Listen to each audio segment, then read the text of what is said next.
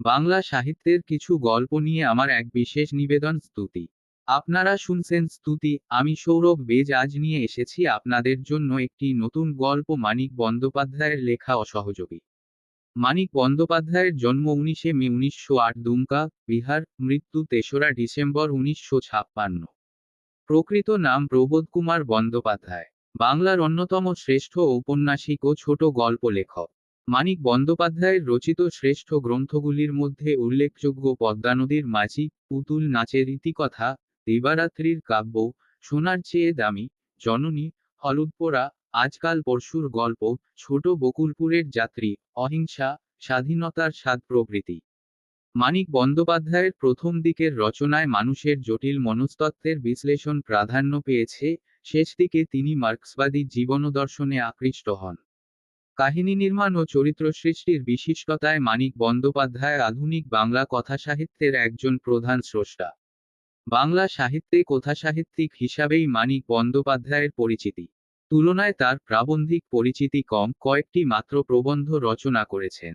তবে এসব রচনার মধ্যেও তার বক্তব্যের নিজস্বতা ও স্বতন্ত্রতা সুস্পষ্ট। তার উল্লেখযোগ্য প্রবন্ধগ্রন্থ লেখকের কথা 1957 খ্রিস্টাব্দে প্রথম আত্মপ্রকাশ করে। শুরু হচ্ছে আজকের গল্প অসহযোগী। রমেনের বাবা হর্ষনাথ ধনেশগঞ্জের মস্ত আর্তদার।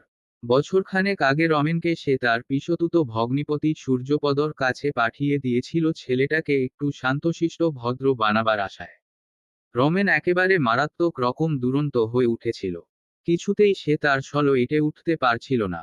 2-3 বার কোর্টে পর্যন্ত তাকে দৌড়তে হয়েছিল ছেলের জন্য। শেষে রমেন যখন একদিন ম্যাজিস্ট্রেট মিস্টার বসুর ছেলেকে মেরে রক্তারক্তি করে দিল, তখন সে পরিষ্কার বুঝতে পারল যে এ ছেলেকে সামলে চলা তার সামর্থ্য নয়।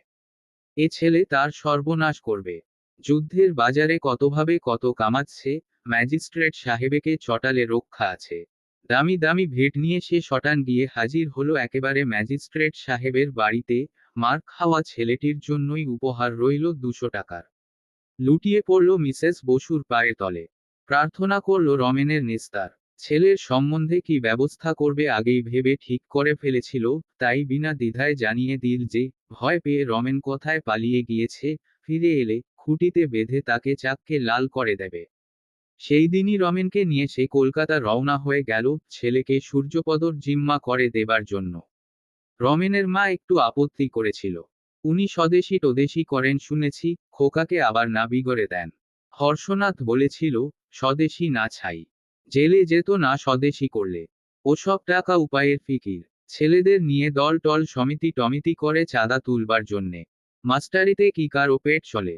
শহরতলিতে সূর্যপদর বাড়ি। এক রাত্রির বেশি হর্ষনাথ থাকতে পারেনি। তার কত কাজ ধনেশগঞ্জে। সূর্যপদকে সব জানিয়ে অনুরোধ করেছিল, ছেলেটাকে তোমায় মানুষ করে দিতে হবে ভাই। শুধরে দিতে হবে। সূর্যপদ হেসে বলেছিল, দেব। ছেলেকে তোমার মানুষ করে দেব। একটা শর্ত করেছিল সূর্যপদ যে, 1 বছরের মধ্যে রমেনকে ধনেশগঞ্জে নেওয়া চলবে না আর সোজাসুজি রমেনকে টাকা পাঠানো চলবে না। হর্ষনাথ রাজি হয়ে ফিরে গিয়েছিল। রমেনের খরচের জন্য 50 টাকা দিতে চাইলে সূর্যপদ মোটে 25 টাকা নিয়েছিল। বলেছিল, আমি গরিব মাস্টার, তোমার ছেলের খরচ চালাবার ক্ষমতা আমার নেই। কিন্তু 25 টাকার বেশি খরচ ওর লাগবে না। পরের মাসে হরজনাথ 50 টাকা পাঠিয়েছিল। কয়েকদিন পরে 25 টাকা ফেরত আসায় খুশি হয়ে রমেনের মাকে বলেছিল, না, লোকটি সত্যি ভালো। ছেলেটাকে শুধরে দিতে পারবে বলে মনে হয়। 1 বছর পরে পুজোর ছুটিতে রমেন বাড়ি এল। তার পরিবর্তন দেখে প্রথম কদিন হর্ষনাথ পরম খুশি, যেমন চেহারায়, কথায়, ব্যবহারেও। তেমনি সে শান্তশিষ্ট ভদ্র হয়ে এসেছে। উস্কো খুস্কো ঝাঁকড়া চুল ছোট ছোট করে ছাঁটা কিন্তু তাও আঁচড়ানো, জামা কাপড় সস্তা দামের কিন্তু দিব্যি পরিষ্কার পরিচ্ছন্ন, মুখখানা হাসি খুশি, কথা মিষ্টি, চালচলন নম্র। গুন্ডার মতো চেহারা নিয়ে সারাদিন সে টোটো করে ঘুরে বেড়াত, খেলা আর মারামারি নিয়ে মেতে থাকতো। এমনই সে চঞ্চল ছিল 1 বছর আগে। অকাজের পর অকাজ না করলে তার স্বস্তি ছিল না। একটা কথা কোনোদিন সে কারো শুনত না। সে চাপল্য, শয়তানি আর অবাধ্যতা। কথায় উড়ে গেছে। সারাদিন বাইরে বাইরে ঘুরে বেড়ায়, এই যা একটু দোষ। কিন্তু কোনো অপকর্মের খবর না পেয়ে এবং বাড়ি ফিরলে ছেলের দেহে বা কাপড়জামায় দুরন্তপনার চিহ্ন না দেখে হর্ষনাথ নিশ্চিন্ত হয়।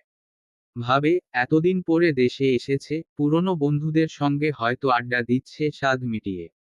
ওতে আর কি আসে যায়। দিন সাতেক পরেই কিন্তু তার মনে খক্কা লাগে।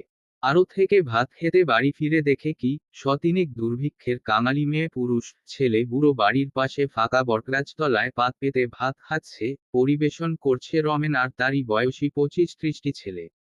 দেখে মুখ হা হয়ে যায় হর্ষনাথের। বাড়ির ভিতরে ধপাস করে বসে পড়ে ছেলেকে সে ডেকে পাঠায়। এ সব কি হচ্ছে? রমেন তখন উৎসাহে ফুটছে, ওদের খাওয়াচ্ছি বাবা। কত হিসেব করে খাওয়াতে হচ্ছে জান। কতদিন ধরে খায় না, বেশি খেলেই মরবে। তা কি বোঝে ব্যাটারা? সবাই চেঁচাচ্ছে আরো দাও, আরো দাও। সামলানো দায়। চাল ডাল সব পেলি কোথায়? মা দিয়েছে। রমেনের মা ভয় ভয় বললেন, আহা, আবদার ধরেছে, খাওয়াক না। সবাই আশীর্বাদ করছে। ভালো হবে, ভালো হওয়াচ্ছি। বাড়ির ভাড়াটাই প্রায় ছোটখাটো একটি গুদামঘর। আগে হর্ষনাথ রমেনের মার কাছ থেকে ভাড়ারের চাবি সংগ্রহ করল। তারপর বটতলার খাওয়া শেষ হলে সকলকে হাঁকিয়ে দিল। আধার নেমে এল রমেনের মুখে। সে বললে, আমি ওদের 7 দিন রোজ খাওয়ার কথা বলেছি বাবা। তারপর ওরা গায়ে ফিরে যাবে। চুপ কর, বেয়াদব কোথাকার। 7 দিন ধরে খাওয়াবে। আমাকে ফতুর করার মতলব। দিন যায়। প্রতিদিন চারিদিকে ক্ষুধিতের কান্না হু হু করে বেড়ে যেতে থাকে। রমেন আর হাসে না। খেতে বসে ভাত ছড়িয়ে উঠে যায়। দুধ পড়ে থাকে দুধের বাটিতে, সন্দেশ পিঁপড়েও খায়। হর্ষনাথ রাগ করে বলে, কি জ্বালা বাপু। কেন হয়েছে কি? সবাই না খেয়ে মরে যাবে, তুমি কিছু করবে না বাবা। দিলাম যে 20 মণ চাল রিলিফ। 20 মণ? তোমার আর্তে হাজার হাজার মণ চাল রয়েছে। সবাই ছি ছি করবে বাবা। সবাই আমায় ঘেন্না করছে তোমার ছেলে বলে। চুপ কর, বেয়াদব কোথাকার। দুদিন রমেনকে খুঁজে পাওয়া যায় না। রমেনের মা কেঁদে কেটে অস্থির হয়। মনে মনে যথেষ্ট শঙ্কিত হলেও হর্ষনাথ বাইরে মুখ গম্ভীর করে থাকে। রাগে ভয়ে দুশ্চিন্তায় তার মেজাজটা যায় বিগড়ে। ভাবে, রমেন ফিরলে মেরে তাকে আস্ত রাখবে না। দুদিন পরে রমেন ফিরলে তার চোখের চাউনি দেখে দুটো ধমক দিতেও কিন্তু তার সাহস হয় না। কেমন এক খাপছাড়া অদ্ভুত দৃষ্টিতে রমেন আজকাল তার দিকে তাকাতে আরম্ভ করেছিল, দেখে তার কেমন ভয় ভয় করে। কোথায় গিয়েছিলি না বলে? অনাথবাবুর সঙ্গে সাঁতরায়। অনাথবাবুর সঙ্গে? তার পরম শত্রু অনাথবাবু, এই সেদিন যার জন্য প্রায় 1000 মণ চাল গুদামে তোলার বদলে বাঁধা দামে বিক্রি করে দিতে হয়েছে তাকে। রমেন আবেদন আর আবদারের সুরে বলে, কি অবস্থা হয়েছে তুমি ভাবতে পারবে না বাবা। তুমি এক কাজ করো বাবা। যে দামে কিনেছিলে, 1 টাকা লাভ রেখে চাল বেচে দাও। তোমার তো লোকসান হবে না, কত লোক বাঁচবে ভাবদি কি। লোকসান হবে না? না। 40 টাকার জায়গায় 14 টাকায় বেচলে লোকসান হবে না, কি হিসেব তুই শিখেছিস? কথাটা হর্ষনাথ উড়িয়ে দেবার চেষ্টা করে। তখন রমেন বলে, তাহলে তোমার সব চাল আমি বিলিয়ে দেব বাবা। আগে থেকে বলে রাখলাম, তোমায় আমি মানুষ খুন করতে দেব না। ছোট মুখে বড় কথা বলিসনি, থাবড়া খাবি। বলে রাখলাম। দেখো, ছেলে মানুষের হালকা কথা কে তা মনে রাখে। আরতে তার কত লোকজন, গুদাম তালাবন্ধ, চাইলেই কি আর চাল বিলিয়ে দিতে পারবে রমেন 50 জন বন্ধু আর অনাথবাবুকে সঙ্গে নিয়ে এলেও নয়। সেজন্য হর্ষনাথের ভাবনা হলো না। ছেলের পাগলামি দেখে মনটা শুধু খারাপ হয়ে গেল। কি কুক্ষণেই ছেলেকে মানুষ হতে পাঠিয়েছিল সূর্যপদর কাছে। এর চেয়ে ছেলেটা শয়তান গুন্ডা থাকাও ভালো ছিল, বয়স বাড়লে আপনি শুধরে যেত। দিনকতক পরে হর্ষনাথ ব্যবসার কাজে 3 দিনের জন্য বাইরে গেল। আরতে বলে গেল, রমেন এসে গোলমাল করলে যেন ভালোভাবে শাসন করে দেওয়া হয়। আর অনাথ এসে হাঙ্গামা করলে যেন সোজা পুলিশ ডেকে ধরিয়ে দেওয়া হয়। একবার থানাটো ঘুরে গেল, অনাথ কিভাবে তার ছেলের মাথা বিগড়ে দেবার চেষ্টা করছে জানিয়ে দেবার জন্য। পরিদিন সকালে আরতে ও আরতের সামনে হৈ হৈ কাণ্ড শুরু হয়ে গেল। নিতাইচরণ আরতের প্রধান কর্মচারী, বাবু নেই বলে আড়ত খুলতে লোক পাঠিয়ে নিজে একটু বেলা করে হেলতে দুলতে এসে দেখে কি, প্রায় 5-5 লোক জমা হয়েছে আরতের সামনে। তাড়াতাড়ি ভেতরে ঢুকে নিতাইচরণের চক্ষুস্থির। আরতের যে কোণে 1000 টিন তেল ছিল পরশু পর্যন্ত, সেখানে মেঝেতে তেল আর ময়লার পুরু পাকের ওপরেই আরতের সবাই বসে আছে। তফাতে হর্ষনাথের 2 নলা বন্দুক হাতে দাঁড়িয়ে রমেন। রমেনের সমবয়সী ছেলেতে আড়ত বোঝাই। আসুন নিতাই কাকা, গুদামের চাবিটা দিন তো। চাবি? চাবি কোথায় পাবো? চাবি তোমার বাবার কাছে। তাহলে ওখানে গিয়ে বসুন। দরজা ভাঙতে হবে। রমেনের এক বন্ধু তার হাত ধরে নিয়ে গিয়ে তেল গাদায় ধোপ করে বসিয়ে দেয়। রমেন বলে, এই বন্দুক নিয়ে একজনের ঠ্যাং খোঁড়া করে দিয়েছিলাম, মনে আছে তো? কেউ কোনো ফন্দি ফিকির চালাকি করবার চেষ্টা করবেন না। সত্যি সত্যি গুলি করব কিন্তু। সেইখানে দাঁড়িয়ে থেকে রমেন ওদের পাহারা দেয় সকাল থেকে সন্ধ্যা পর্যন্ত। 150 ছেলে গুদাম থেকে চাল বার করে বিতরণ করে। কাছে ও দূরের অনেকগুলি গা থেকে হাজার হাজার লোক আসে চালের জন্য। রমেন গায়ে গায়ে ঢেরা পিটিয়ে দিয়েছিল। পুলিশ 2-4 জন আসে কিন্তু ঢুকবার চেষ্টা করে না, বরং ভিড় আর হাঙ্গামা নিয়ন্ত্রণে কিছু কিছু সাহায্যই করে। ভোরে রমেন নিজে গিয়ে থানায় খবর দিয়ে এসেছিল।